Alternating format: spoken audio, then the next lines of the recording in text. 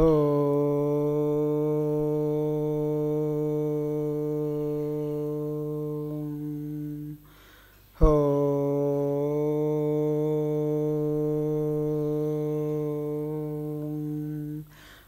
కలికల్మషనాశాయ కాషాయ అంబరధారిణే శిష్యసన్మార్గవటవే ప్రేమదేవాయతే నమః.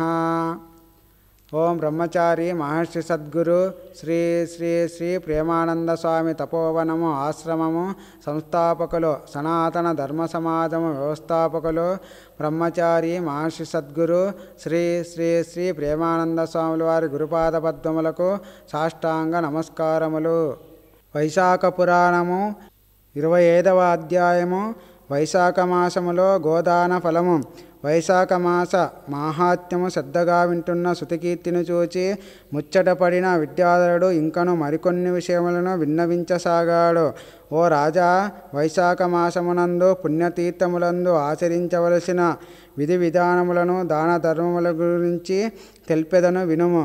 వైశాఖ మాసము అత్యంత పుణ్యప్రదమైన మాసము.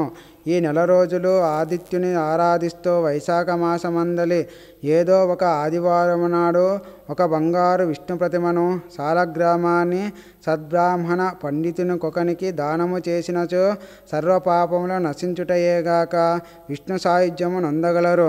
వారికి ఆ పరమేశ్వరుడగు విష్ణుమూర్తి అష్టైశ్వర్య సంపదలనిచ్చి దీవించును.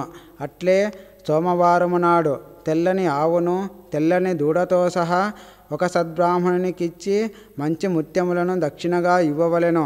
ఆవు మెడకు ధవళ వస్త్రమును కట్టాలి. ఇట్లు చేసినచో ఇహపర సౌఖ్యములు నందగలరు. మంగళవారము నాడు తెల్లని నూతన వస్త్రమును తీసుకొని దానిలో నువ్వులు, పెసలు, కందులు, మినుములు, గోధుమలతో పాటు పగడమును కూడా ఉంచి ఒక చిన్న బంగారపు ముక్కతో దానినొక సద్బ్రాహ్మణునికి దానమియ్యవలెను.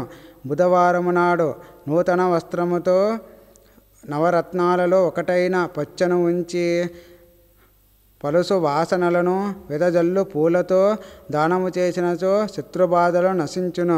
గురువారము నాడు పుష్యరాగరత్నమును ఒక నూతన వస్త్రములో నుంచి అందు కస్తూరి, పచ్చకర్పూరము, గంధము, అరటిపండ్లు, వెలగపండ్లు, కొబ్బరికాయల నుంచి దక్షిణతో సహా దానము చేసినచో సకల పాపముల నుండి విముక్తుడగును. శుక్రవారము నాడు స్వయం పాకాన్ని అనగా వండుకొనుటకు కావలసిన కూరగాయలను, బియ్యాన్ని, దక్షిణనుంచిన ఆకు అనగా పెరుగు, పంచదార కలిపిన నీటిని, తాటాకుల గొడుగును, పాదరక్షలను, విసనకర్రను దానం చేసిన అష్టైశ్వర్య ప్రాప్తి కలుగును. శనివారము నాడు ఆవు, బంగారము, వస్త్రములు, కంబళ్ళు, శాలువాలు మున్నగు వాణిని దక్షిణతో దానమియ్యవలెను. ఇవి నల్లవినైతే మంచిది. నవగ్రహ దోషము, అపమృత్యుభయము, మనోవ్యాధులు అంతరించును. వైశాఖ మాసం అందొక వారము రోజులు ఈ విధముగా దాన ధర్మములు చేసినచో వారు విష్ణు సాయుధ్యము నొందుదురు. ఇందులో సందేహము లేదు. ఇందులోనూ గోదానము అత్యంత పుణ్యఫలము నొసంగును.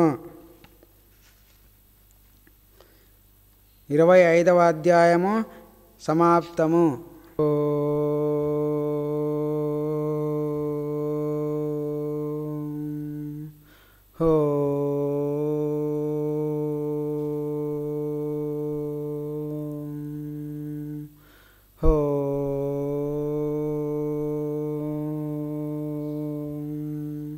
ఓం సహనా భవతు సహనో భునక్తు సహ వీర్యం కరవావహై తేజస్వినావధీతమస్తు మా విద్విషావహై.